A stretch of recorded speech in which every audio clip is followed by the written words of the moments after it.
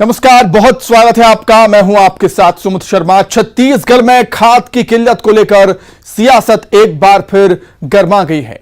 BJP और कांग्रेस के बीच आरोप प्रत्यारोप का दौर शुरू हो चुका है।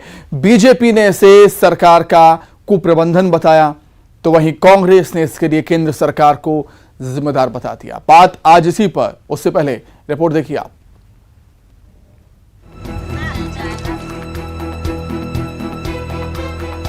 प्रदेश में खाद की किल्लत को लेकर सियासत तेज हो चुकी है। पूर्व मुख्यमंत्री डॉक्टर रमन सिंह ने किल्लत को लेकर सरकार पर गंभीर आरोप लगाए हैं। रमन सिंह का कहना है कि छत्तीसगढ़ को केंद्र सरकार से पर्याप्त मात्रा में खाद मिल रही है। खाद की किल्लत सिर्फ व्यापारियों को फायदा पहुंचाने के लिए दिखाई जा रही है। रमन सिंह का यह भी आरोप है कि खुले बाजार में आराम से खाद मिल रही है, लेकिन सोसाइटीज में इसकी किल्लत है। जानबूझकर सरकार कालाबाजारी को बढ़ावा दे रही है और खाद किल्लत के लिए सप्लाई को जिम्मेदार बता रही है। वहीं बीजेपी सांसद सुनील सोनी का कहना है कि छत्तीसगढ़ की सरकार किसानों के साथ अन्याय कर रही है। खाद की पर्याप्त मात्रा छत्तीसगढ़ को दी जा रही है। ये सिर्फ और सिर्फ व्यापारियों को लाभ दिलाने के लिए व्यापारियों को 60% कोटा खाद का, डीएपी का और यूरिया सुपर फास्फेट दे रहे हैं। ओपन मार्केट में व्यापारी के पास ट्रकों में जाके खाद ले लो, सोसाइटी में एक भी बोरा खाद नहीं है। इसका मतलब है जानबूझकर कालाबाजारी को बढ़ावा दे रहे हैं सरकार, और ये सब मिली भगत का मामला है। केंद्र के ऊपर डालने की जरूरत नहीं। जो निर्धारित कोटा है साल भर का, और उसमें जो शुरू के 6 महीने में जो कोटा आना चाहिए उससे ज्यादा खाद पहुंच चुका है। मैंने केंद्रीय मंत्री से भी बात की। ये किसानों के साथ में अन्याय करने वाली सरकार है, जो केंद्र पर आरोप लगाती है और 4.5 लाख मेट्रिक टन खाद जो है इनके गोडाउन के अंदर में पड़ा है, और एक व्यापारी के पास में खाद है लेकिन सोसाइटी में खाद नहीं है। ये अपने आप में एक प्रमाणित है और जो है जनता के सामने में है, किसानों के सामने में है कि ब्लैकमेलिंग को बढ़ावा देने वाली कौन सी सरकार है? राज्य सरकार है, केंद्र नहीं है। केंद्र तो दे रही है। रमन सिंह के आरोप पर खाद्य मंत्री अमरजीत भगत ने पलटवार किया। अमरजीत भगत का कहना है कि केंद्र सरकार ने पिछले साल की तुलना में इस साल खाद का अलॉटमेंट कम कर दिया है, जिसकी वजह से खाद की आपूर्ति कम हो चुकी है और खाद का कोटा भी तय समय पर नहीं मिल रहा। इसी वजह से सोसाइटीज में खाद की किल्लत हो चुकी है। एक तरह तो भारतीय जनता पार्टी केंद्र में सरकार में है, खाद का अलॉटमेंट कम कर दिया। पिछले वर्ष हमको 6.49 लाख मेट्रिक टन खाद का अलॉटमेंट था। इन साल वो घटा करके 4,39,000 मेट्रिक टन कर दिया। भारतीय जनता पार्टी के नेताओं का तो जो बयान है वो उनको खुद समझ में नहीं आता है कि वो क्या बोल रहे हैं, वो क्या बोलना चाहिए। किसानों के तकलीफ से, किसानों के समस्या से इनका कोई सरोकार नहीं है। केवल हर चीज में इनको राजनीति दिखता है और राजनीतिक दृष्टि से बयानबाजी करते हैं। खाद की किल्लत को लेकर जहां प्रदेश के किसान परेशान हैं, वहीं बीजेपी और कांग्रेस एक दूसरे को इसके लिए जिम्मेदार बता रहे हैं। कुल मिलाकर छत्तीसगढ़ में खाद को लेकर पॉलिटिक्स अनलिमिटेड चल रही है। Bureau report, news 18, Madhya Pradesh, Chhattisgarh. तो बेहद खास मुद्दा है, क्योंकि यह मुद्दा सीधा अन्नदाता यानी कि किसान से जुड़ा हुआ है। तो इस मुद्दे पर चर्चा करने के लिए हमारे साथ दो खास मेहमान जुड़े हुए हैं। नितिन भंसाली जी कांग्रेस प्रवक्ता हैं और राजीव चक्रवर्ती जी हमारे साथ जुड़ेंगे। और सबसे पहले नितिन जी, आपका बहुत स्वागत करता हूं न्यूज़ 18 मध्य प्रदेश छत्तीसगढ़ में। क्या कुछ कहना चाहेंगे सर? क्योंकि आजकल हम देख रहे हैं छत्तीसगढ़ में जो भी समस्याएं हो रही हैं उसके लिए जो राज्य सरकार है वो केंद्र सरकार को ही जिम्मेदार बता देती है, ऐसा क्यों? निश्चित तौर पर इसमें केंद्र सरकार सीधे तौर पर जिम्मेदार है। आप देखिए कि खाद के कोटे का आवंटन और खाद की पूरी व्यवस्था किसके हाथों में? केंद्र सरकार के हाथों में। हमने डिमांड 13.74 लाख मेट्रिक टन की डिमांड भेजी थी। सारा सब कुछ जो इनका फॉर्मेट होता है उसमें फिल करके सारा हमने इस डिमांड को भेजा। इस डिमांड के अनुरूप आप देखिए सुमित जी, हमें लगभग 50 से 55% खाद ही छत्तीसगढ़ में आपूर्ति की गई है केंद्र द्वारा जानबूझकर।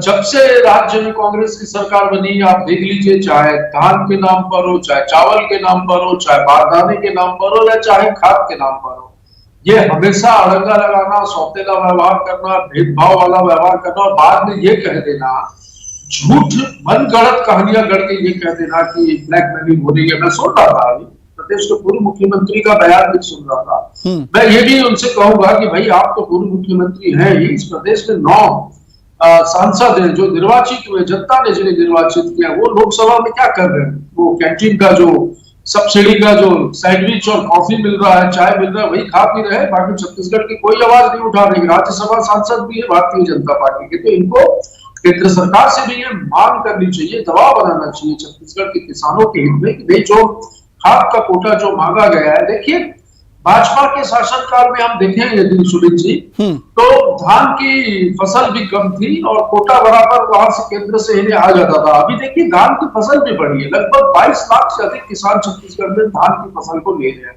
तो ऐसी स्थिति में खाद की डिमांड भी बढ़ी है और हमने ये डिमांड काफी पहले ही जो नियम के अनुसार भेज दी थी। अब ये आपूर्ति नहीं कर पा रहे हैं, तो उल्टा चोर कोतवाल को डांटे वाली बात ना करे तो मुझे लगता है ज्यादा था।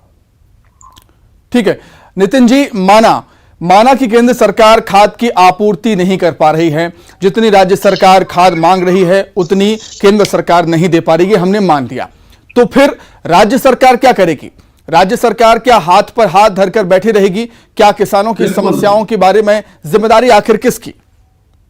देखिए जिम्मेदारी राज्य सरकार की है, पर निर्वाचित सांसदों की भी जिम्मेदारी है। बिल्कुल है। और लोकसभा से छत्तीसगढ़ से निर्वाचित होकर दिल्ली गए हैं जी, उनकी भी जिम्मेदारी है कि केंद्र में जो मोदी सरकार है वहां पर जाके यहाँ के किसानों के हितों की बात करें। हम लगातार केंद्र पर दबाव बना रहे हैं, साथ ही हम ऑर्गेनिक खेती की ओर भी बढ़ रहे हैं। और छत्तीसगढ़ में जैसा कि गौधन न्याय योजना में वो जो गोबर खरीदा गया है, उसके तहत जो वर्मी कंपोस्ट का निर्माण किया गया है, प्रोडक्शन किया गया है, हमने हमारे पास वो भी स्टॉक में है और हम कोशिश कर रहे हैं कि उसका भी प्रॉपर रूप से वितरण हो और किसी तरीके से कोई हल नहीं, पर खाद तो देनी ही होगी क्योंकि आवश्यक है। और अब जैसा कि बारिश भी शुरू हुई है, वही मेरा सवाल नितिन जी, मेरा सवाल यही है कि चलो समस्या यहां पर आ गई है खाद को लेकर, आप बीजेपी पर आरोप लगाते हैं, बीजेपी आप पर आरोप लगाती दे देती है, लेकिन हल क्या है इस समस्या का? हल निकलना चाहिए ना इस समस्या का।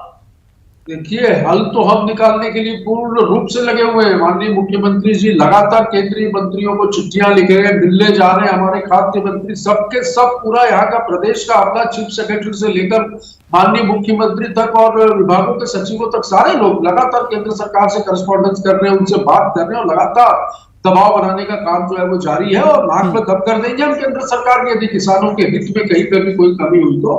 और निश्चित तौर पर प्रयास जारी है, पर ये प्रयास जो है भाजपा की तरफ से भी होने चाहिए।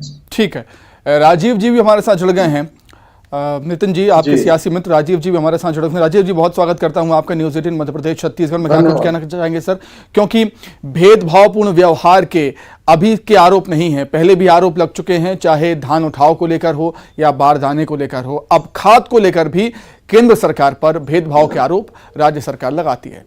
राजीव जी देखिए ये सबसे आसान है कि आप अपनी अकर्मण्यता का ठीकरा किसी और पर फोड़ दीजिए कि साहब हमारे साथ भेदभाव हो रहा है। अभी तक कांग्रेस के मित्र ही कहते हैं, कृषि मंत्री जी, कृषि सचिव जी कहते हैं कि हमने जो भेजा था उसका 70% आ गया है।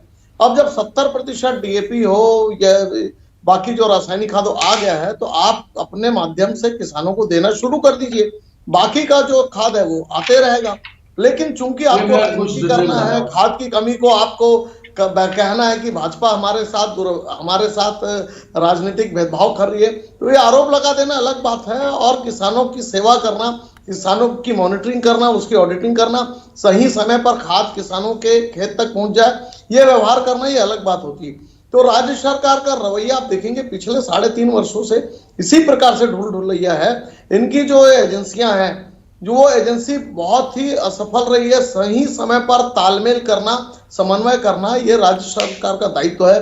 ये एजेंसी मार्कफेड उसकी एजेंसी है, मार्कफेड एजेंसी है। आपका बाकी जो सहकारी समितियां हैं, उन सहकारी समितियों को केंद्रीकृत कर जो दूसरे भी खाद बनाती है, जो सहकारी समितियां जो केंद्र पर स्तर पर बनाती है, जो सरकार द्वारा निर्मित नहीं है, कृभको है, इफको है, ये कंपनियां सीधे जो कृषक साख समितियां हैं, जो सहकारी समितियां हैं, इन्हें भी अपना रैक भेजती है। लेकिन दुर्भाग्य से पिछले 3.5 वर्षों में उन जो सहकारी समितियां, छत्तीसगढ़ की बड़ी सहकारी साख समितियां, उनके साथ करार करने में, उनके साथ एग्रीमेंट करने में ये सरकार चूक गई है। और वर्मी कंपोस्ट का एक घोटाला कर रही है राज्य सरकार, जो वर्मी कंपोस्ट बिल्कुल नितिन जी, राजीव चक्रवर्ती जी की जो बातें हैं वो वाजिब हैं। आप क्या कहेंगे राजीव जी की बातों पर, जो उन्होंने करार करने की बात यहां पर कही है जो कंपनियां हैं उनसे? ये तो उल्टा चोर कोतवाल को डांटे, फिर से बोलूंगा मैं। नहीं, आपकी गलती है। कंपनियों से करार। नहीं नितिन जी, आपकी एजेंसियां सोई हुई है, आपकी एजेंसियां। नहीं बोला, मैं बोला चलो दिल खोल के बोलने दो, कितना झूठ बोलते हैं, क्योंकि इनकी बातों में स्पष्टता का अभाव है और झूठ बोलना इनका स्वभाव है। इससे तो आप जीत ही नहीं सकते झूठ बोलने में। इन्होंने महारत हासिल की है, PhD की है झूठ बोलने में। देखिए, मैं बता दूं, वर्मी कंपोस्ट तो हमारे पास है, वैकल्पिक तौर पे हम लोगों ने उसको रखा है। मैं बता दूं कि वर्तमान वर्ष में समिति के पास अभी वर्तमान में 2.03 लाख टन खाद उपलब्ध है। अभी वर्तमान में मैं बता रहा हूँ, एक सेकंड, 2.3 लाख टन खाद अभी समितियों के पास उपलब्ध है और 2 लाख मैट्रिक टन खाद की आपूर्ति अब भी वर्तमान में कम हुई है। जितनी खाद हमने मांगी थी उतनी खाद हमें नहीं दी गई है, जिस पर लगातार हम दबाव बना रहे हैं, चाहे वो कंपनियां हो, जैसा कि इन्होंने कहा कि विभिन्न कंपनियां, तो कंपनियां भी आखिर केंद्र सरकार के अधीन ही काम करती है। ये खाद का कोटा, खाद की व्यवस्था, ये सब कुछ केंद्र सरकार के हाथ में है। ठीक है हमने नितिन जी, राजीव जी, एक सवाल मेरा आप दोनों से है कि जो खाद दिया जाता है केंद्र सरकार की तरफ से राज्य सरकार को, इसमें पारदर्शिता होनी चाहिए। कोई दस्तावेज अगर सरकार सार्वजनिक करे कि इतनी खाद हमने मांगी और इतनी खाद हमको कम मिली है, इसके बारे में क्या कुछ अगर राज्य सरकार की तरफ से हो सकता है कि अगर किसी किसान ने अगर पूछ लिया कि बताएं हमें कि कितनी खाद राज्य सरकार को मिल गई और कितने कम, क्या इसका कोई दस्तावेज होता है क्या?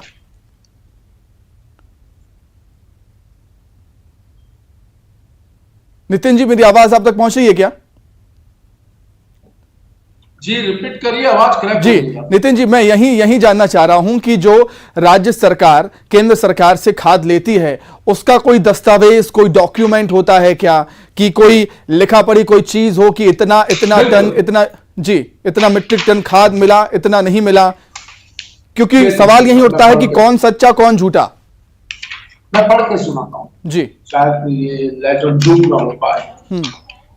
खरीफ 2022 सीजन में कुल मांग 13.70 लाख टन की डिमांड की गई, जिसका अनुमोदन भी भारत सरकार ने दिया, अप्रूवल भी दिया कि हाँ हम देंगे।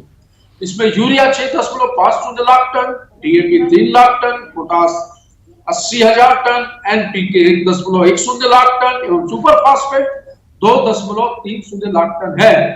अब मैं आपको बता दूं, मई 2022 तक राज्य को यूरिया की कुल आपूर्ति 3.29 लाख टन होनी थी, लेकिन केवल 2.20 लाख टन यूरिया ही प्राप्त हुआ। इसी प्रकार आप देखिए सारी चीजों में यूरिया के वितरण में संपूर्ण नियंत्रण भारत सरकार के उर्वरक मंत्रालय द्वारा किया जाता है। खरीफ के लक्ष्य के विरुद्ध 62% है। राज्य में NPK की उपलब्धता खरीफ के लक्ष्य के विरुद्ध 30%, DAP की उपलब्धता 39%, पोटास की उपलब्धता 35%। ये क्यों है?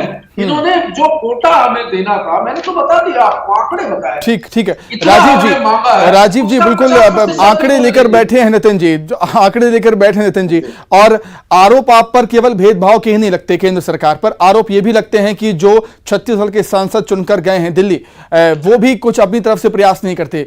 उनको भी आवाज उठानी चाहिए छत्तीसगढ़ के किसानों की, जो वो उठाते नहीं है।